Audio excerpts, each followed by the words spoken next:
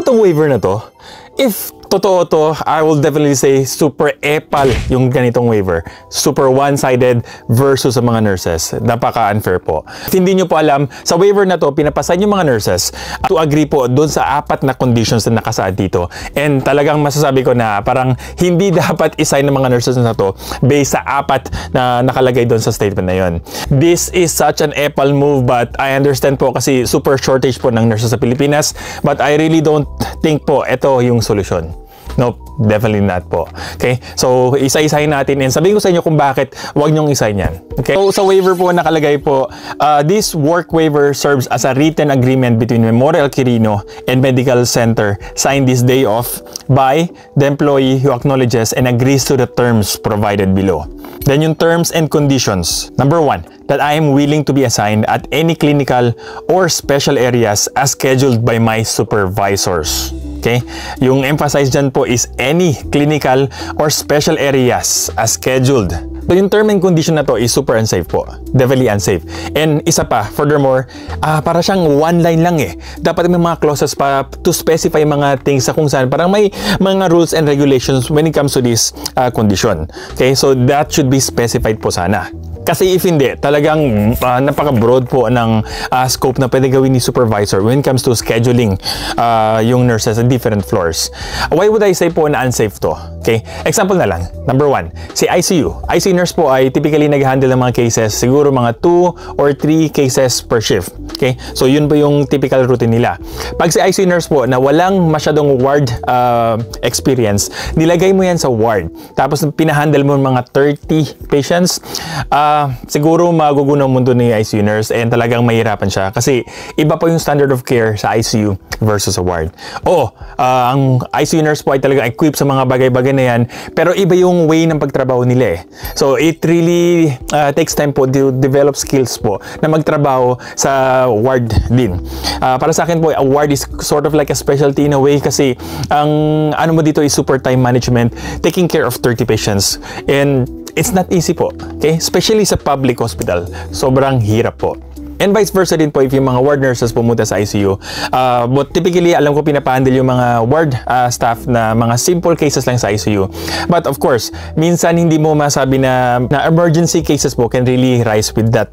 Gano'n ang bigla-biglaan. And sa mga ward nurses po, lalo na if bagong ward nurse, may saying dito sa US, you don't know what you do not know. Okay? Ibig sabihin po, hindi mo alam na may nangyari na palang masama sa pasyente mo kasi nga, hindi mo alam.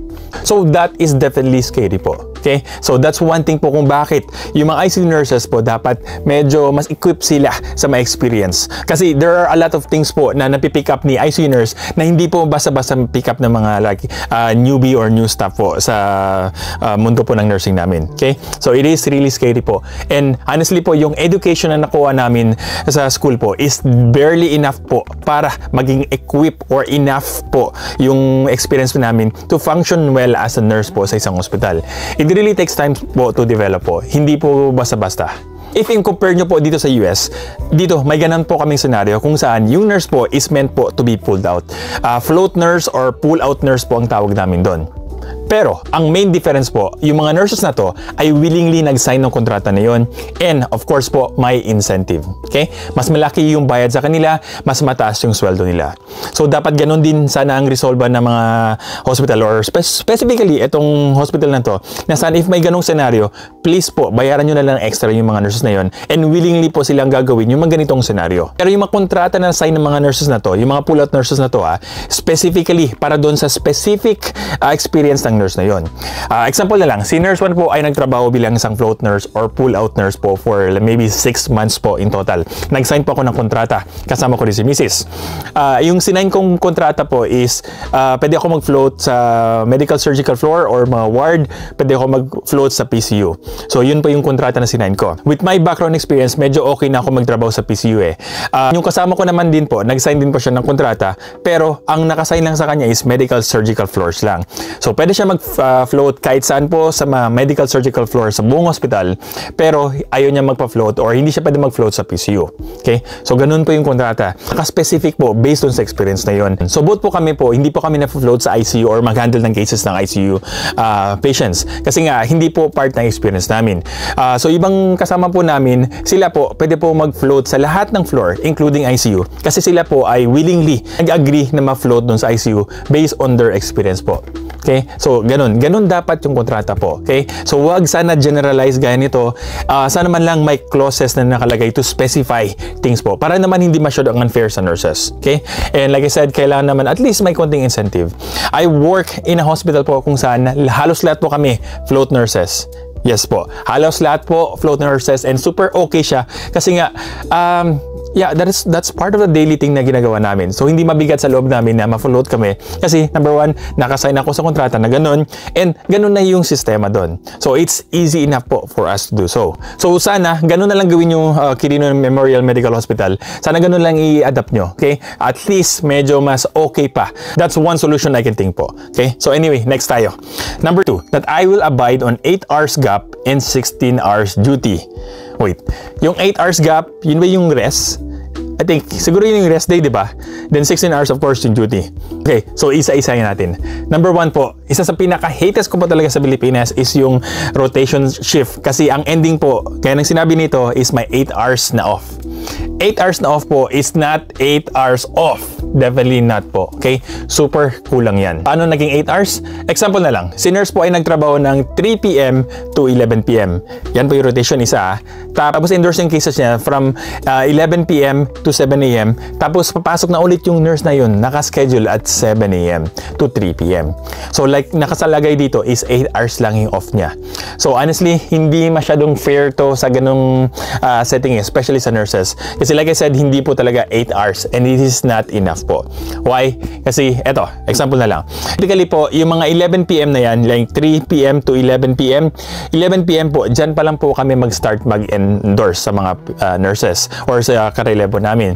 So pag endorse po namin, depende sa endorsement kung super toxic yung shift na yun, minsan naabot yan parang 30 to 45 minutes, mga ganon. Endorsing pa lang yan So most likely, hindi kami basta-basta makakaalis at 11 p.m. Hindi po ganun yun Hindi basta-basta na appear lang, alis na.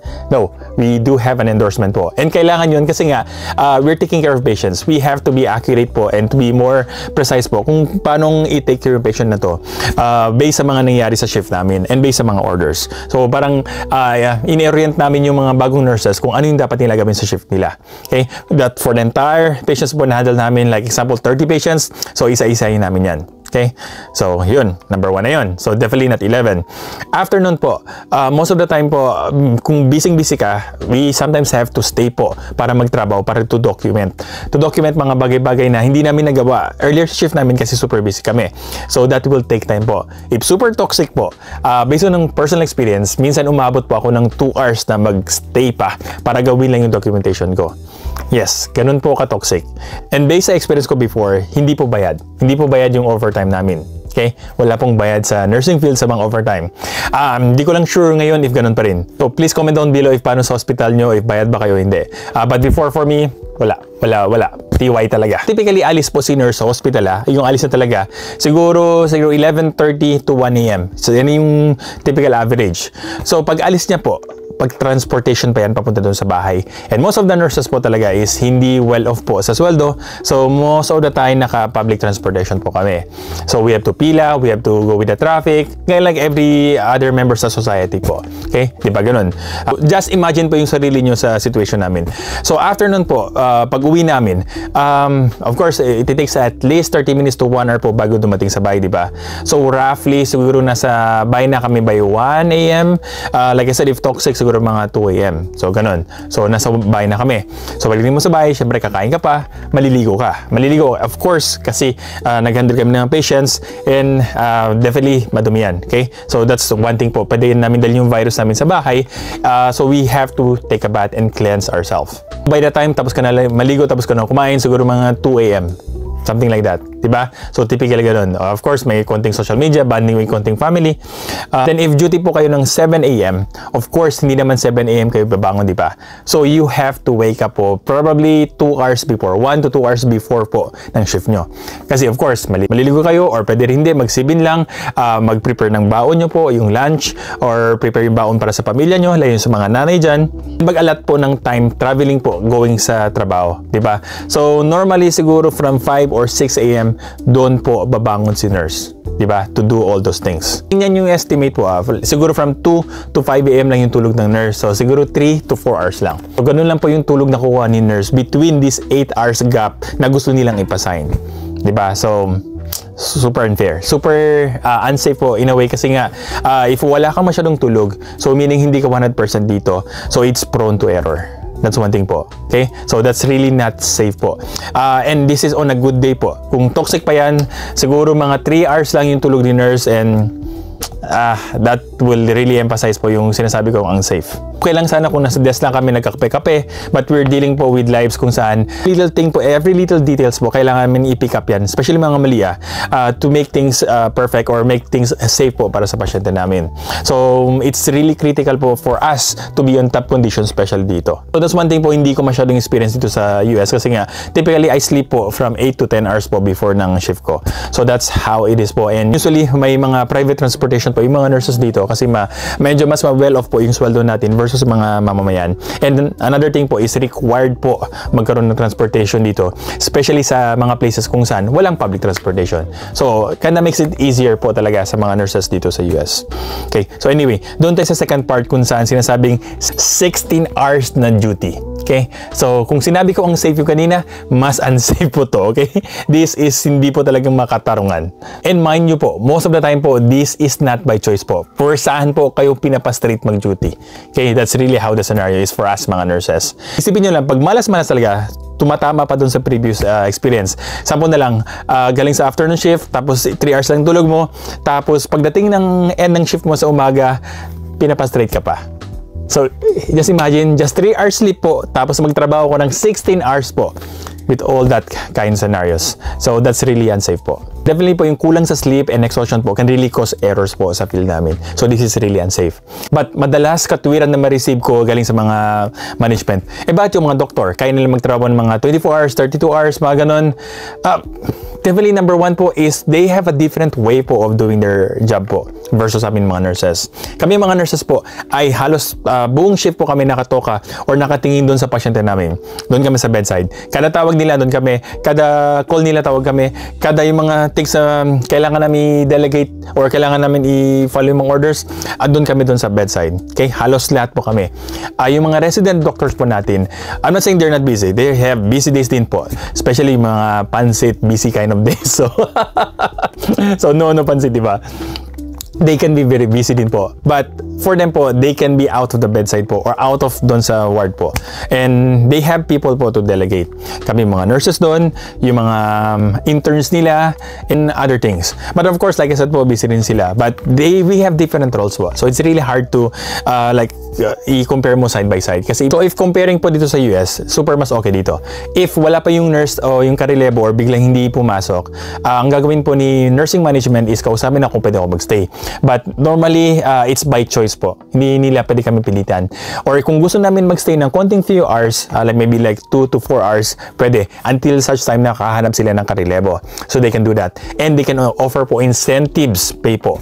Example na lang yung maging double pay po, yung mga remaining hours na magstay kami or 1.5 po or part po ng overtime namin. Automatically po, overtime po namin dito, if lagpas 40 hours po kami, automatic times 1.5 po per hour yung rate namin. So, ganun. Okay? Tapos, kung iba po, para ma-incentivize yung mga tao magstay, yung mga management, pwede nilang sabihin, sige, i-double pay ko or bibigyan kita ng bonus, magstay ka ng 4 hours. So, something like that. So, it's really enticing po to work dito sa ganitong scenario versus na ganitong waiver kung saan super one-sided and hindi man lang nakalagay yung incentive para dun sa mga nurses na yun. Diba? So, that's really unfair po. Then number 3 po, that I will respond to on-call duty during my rest day due to exigency of service. Diba? So, exigency meaning parang urgency ng service na yun. Diba? So, super unfair. Parang nire-require mo talaga ng sagutin yung ganito. I think it's more like a management problem versus the staff problem po sa scenario na to. The management po, dapat po may sarili silang way po para i-solve yung mga problema na to kung saan parang biglaan absent. Hindi dapat ilagay doon sa burden sa mga nurses na nag-rest. Okay? So, super unfair. So, just imagine na lang po. Aling kayo sa afternoon shift, umuwi kayo ng mga 3 hours ng sleep before sa next shift, tapos pina-straight pa kayo, tapos kung saan mag-off na sana kayo, required kayong mag-pick up ng phone. GG. Putragis. Sana sa hospital ka na lang nag-stay, di ba? So, super unfair naman ganitong scenario. But of course, hindi naman ganun ka-cool yung mga management sa hospital natin sa Pilipinas na hindi ka po hindi pumasok sa ganung scenario. But based on this waiver, walang nakalagay eh. So, it's not specified sa mga ganung scenario. Walang clauses. So, they can technically, if they want to, base a waiver na sa sign ng mga nurses na to. Mga hindi po nakakalam, yung mga nurses po, pag sa rest day off nila, halos lahat po ng mga nurses hindi talaga namin pinipick up yung mga calls galing sa management o galing sa hospital. Kasi, number 1 po, 90% of the time, papasukin po kayo or i-request kayong pumasok as karelebo kasi may nag-absent or hindi may pumasok or mataas yung census, mga ganon. So, that's really a typical scenario po sa lahat ng nurses sa Pilipinas. And most of the time, ayaw namin. Kasi nga, rest day. That's one day or a few days for us to rest po and bond with our family and do other chores and do other personal things po na dapat para sa akin. Kasi rest day ko ngayon, di ba? That's my right po. Okay? Dapat wala pong waiver na pwede mag-impose sa rest day ko kasi that's my given right po bilang isang laborer kahit saan po sa buong mundo. Okay? That waiver po should not overimpose po sa aking rights. Okay? And mind nyo po, based on experience ko before, kahit i-on-call ka, walang incentive na binibigay sa'yo. Wala. Wala pong extra bonus, extra pay. Wala. Ewan kung nagbibigay ng bigas sa ibang hospital. So, ganun. So, super unfair po. Of course, like I said earlier, dito sa US, if pinapa-request ka ng ganun, pwede kayong offer ng mga double pay for the entire duty nag-work ka. So, that's really a plus po. Kaya, marami sa amin dito kung may nag-offer ng ganun, syempre, matik, diba? And like I said earlier po, this is like a management thing. And I suggest po magkaroon kayo ng float pool ng nurses or float or pool po ng pull-out nurses para mas madali, diba? So, para hindi na kailangan ng ganitong waiver. So, just pay people accordingly po sa ganitong klaseng scenario. Okay? So, number 4. Ito yung icing ng cake. Super epal.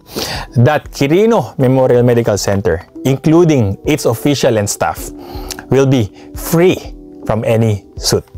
Meaning, free from any lawsuit po, free from any kind of like demanda po sa kanila. Okay? So, ganun. Ito yung super epal na kind of conditions na nakalagay dito. So, like I said, this is like a basura kind of waiver. Kung pwede, wag nyo talaga i-sign to. Ito pa lang sa number 4, super kicker na to. Okay? So, yeah, please. Not really sure if legal ba tong ganitong klase ng waiver na nakasaad. If may kakilala kayong lawyer or social media lawyer, please tag them po para at least makuha natin yung insight nila. I'm really curious kasi, of course, wala na ako sa Pilipinas. I really think po this is kinda illegal in a way. So, I would like to know rin. It's so sad po na medyo dumating tayo sa ganitong klaseng scenario kung saan yung shortage ng nurses po, dumating sa part kung saan kailangan na magpasign ng waiver. But I really don't think po this is the solution. Okay? This is definitely not the solution. May iba mong ways po para gawin to. Dati pa po kaming mga nurses super vocal po sa mga situation namin na kung saan lagi kami short ng staff, hindi safe po yung staffing ratio, mababa yung pay, ang pangit ng working conditions namin. So we are super vocal po when it comes to this kind of things, pero wala pong sumusupport sa amin. And sad to say, we're feeling that problem na po kasi walang ginagawa yung gobyerno, hindi po kami napapakinggan. So ang ending po, if makita nyo sa social media, ang daming reklamo. Super dami pong reklamo against the nurses. And that's mainly po not because of nurses or nurses' fault. That's because of management's fault po. Okay? And that's the result po of us not being heard po sa situation namin. Lahat po ng nurses po ayaw po magtrabaho sa Pilipinas kasi nga, like I said earlier, yung mga conditions na yun. Diba? Super pangit. Kaya aalis po kami as soon as we can. Okay? Kasi wala po kaming mapapala if maging nurse kami sa Pilipinas. Super kaunti lang. Okay? So, luging-lugi kami. Kaya wala pong matitira ng mga senior nurses sa Pilipinas. And having experience po bilang isang nurse is really super okay po to take care of patients po. Okay? Versus if maiwan nila mga newbie nurses. So yung newbie nurses, walang masyadong mag-train sa kanila kasi yung mga senior nurses umalis na. So yung mga naiwan or na-train ng newbie nurses, hindi masyadong equip. Tapos sila rin po mag-train sa mga bagong newbie nurses. So see, yung scenario na yon parang mas papangit yung mga serbisyo. Okay, that's one thing. So we really have to do something po to retain po yung mga nurses natin and not in a form of this kind of waiver. At least incentivize po, bigyan nyo ng pay. Please support yung mga nurses po kung naging vocal kami sa gobyerno, sa mga causes namin. Kasi this is not only po for us. This is also para sa mga pasyente. For you, for your relative, for your loved ones po. Okay? Patuloy yung ganitong senaryo, ang cases na to, you will have more poor care po na mabibigay namin sa inyo. Okay? That's definitely a fact po. Okay? So, mas worse at worse and worse. And like I said earlier, sa larangan po namin, experience po talaga is the key po to provide better nursing care. We really have to learn po this through bedside. Okay? With guidance po. Kasi yung school is definitely not enough po talaga para equip kami na maging adequate or enough po na parang sufficient nurse po para magtrabaho sa isang floor. It's okay to have the education, pero yung application na education po is may hirap. Okay? Especially sa ganung scenario ng public hospital kung saan dinudumog ka ng mga patients. Okay? You really have to develop those skills po. Okay? Being at the bedside po with proper guidance po kung saan may mata ng isang mga senior nurses. That's really, really a plus po. Like I said, hindi ko sure kung totoo yung waiver na to. If totoo to, please basuran yung waiver na yan. Okay? Don't sign that because super lugi kayo mga nurses. And sa management po ng Quirino Memorial Hospital, sana ibasuran nyo rin to. Okay? This is not fair. You can find other ways po. Like I said po, yung float pool nurses or pull out nurses po na float, you can do that po. Baka po makakatulong. And please incentivize po lahat mga nurses. Okay? Based on the need po. Okay? So, yun lang. Bye-bye. Happy Nurses Week to all nurses out there.